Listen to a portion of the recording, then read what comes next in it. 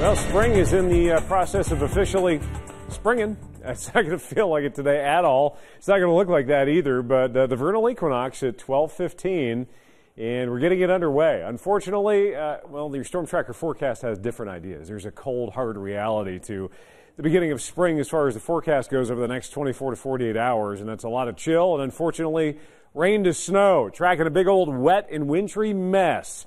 As we march farther along into the month, we've got a better chance for an evening and overnight transition to snow, but we may even see a little bit later this afternoon than this evening. So we'll run all this down here over the next couple of minutes.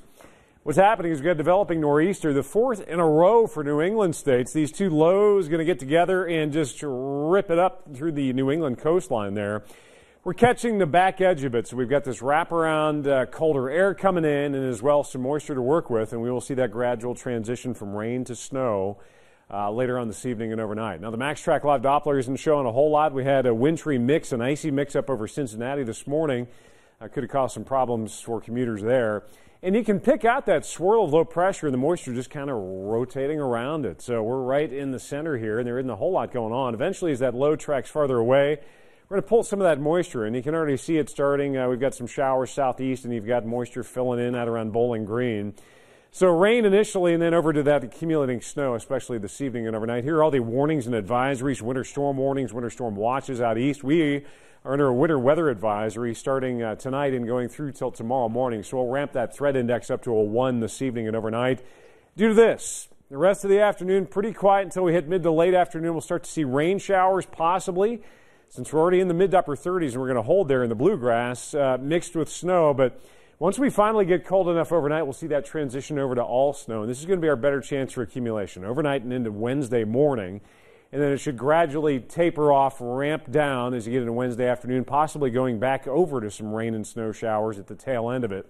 Total accumulation could be anywhere from an inch or two on the low end, upwards of a 2 to 4 inch range, especially north and west and higher elevations of the mountains. So this could cause some issues on the morning commute. You want to watch out for it. We'll likely have the snow tracker run at the bottom of the screen tomorrow morning. If you look at snow stats for the month of March, our average last measurable snowfall, 1/10 of an inch or more, March 22nd. So we're right there. The latest measurable snowfall we've ever seen in Lexington was 6 inches. That was a wallop back in May 20th of 1894.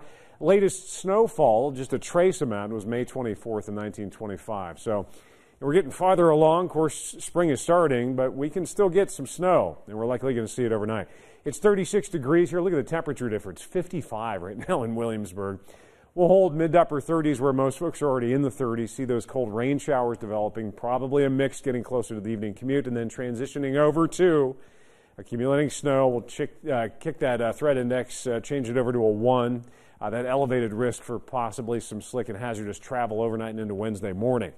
Lingering rain, snow showers tomorrow, highs back in the upper 30s. We do break the pattern, warm it up, dry out. 50s, unfortunately, we'll get wet again into the weekend. We could have some storms to track in early next week.